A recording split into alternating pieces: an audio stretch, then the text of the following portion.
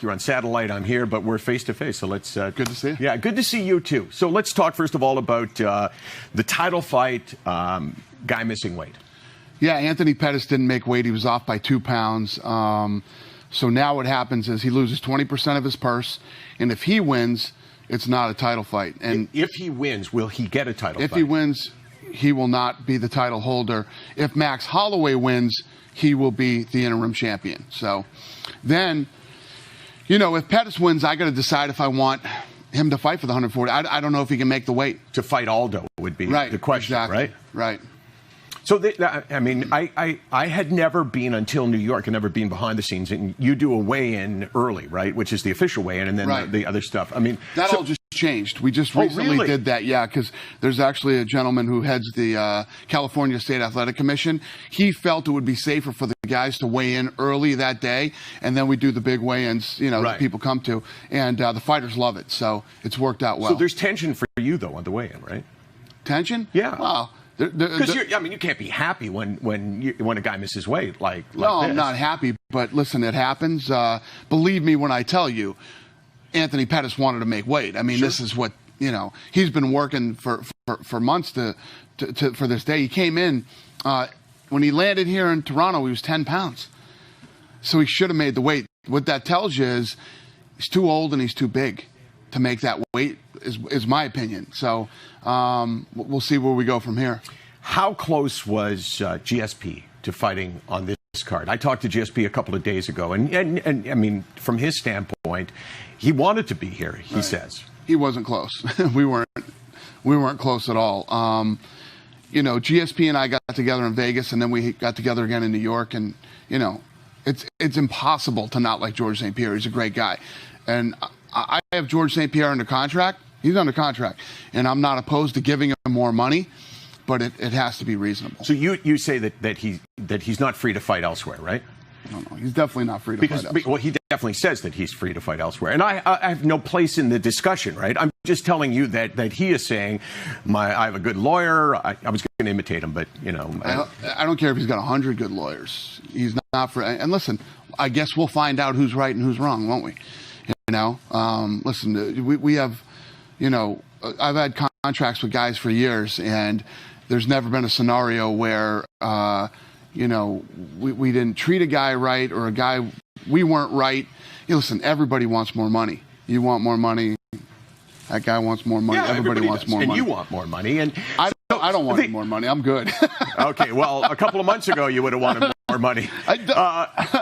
So you have three people that are obviously hugely marketable: John Jones, Ronda, and Conor. Put those three aside. Who are the next three most marketable people that you have UFC?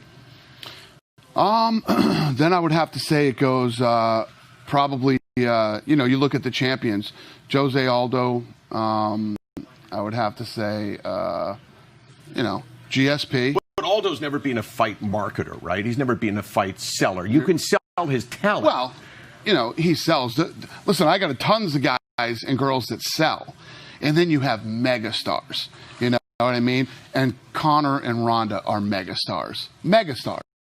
You know? And those type of people pop up every once in a while.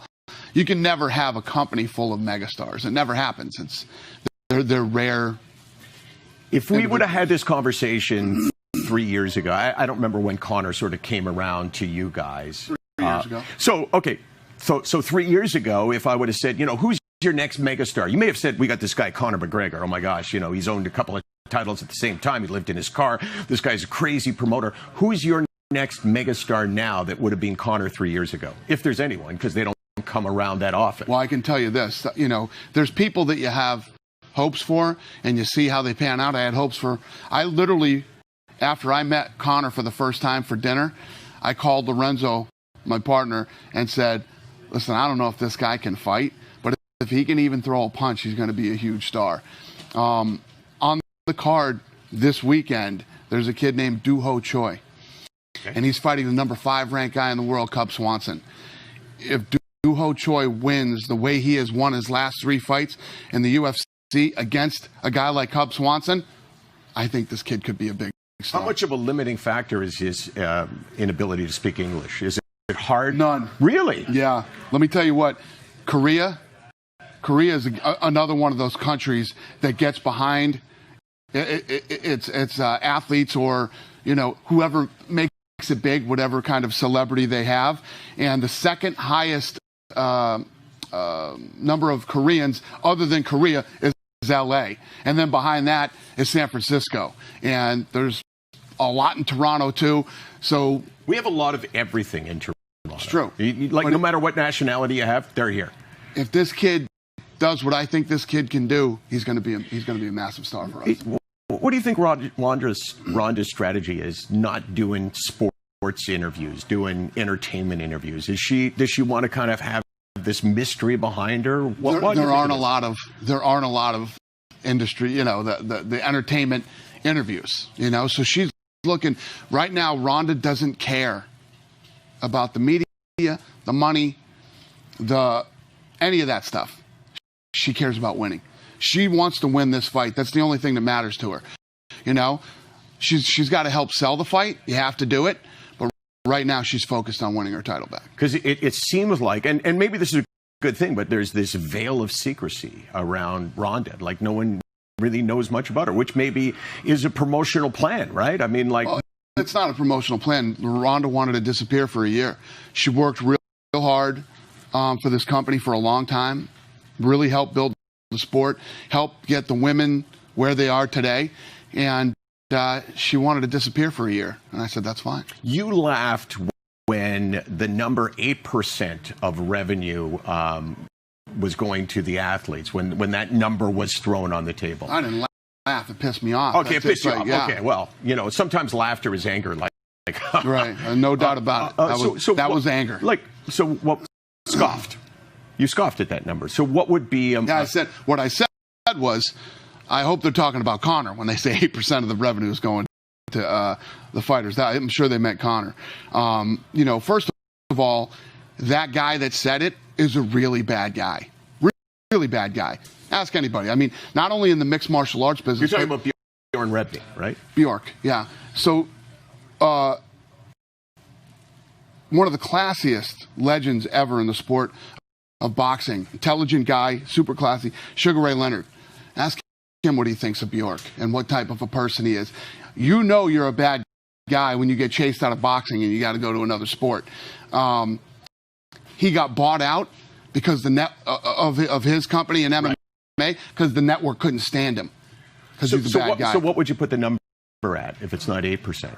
Lorenzo put the number out there before, and our numbers line up with sports our size. What numbers did Lorenzo Major League put out Soccer? There? Sports our size. This company, this sport, you can really look at the sport. Why are you not giving me a number? Has been here for 16 years.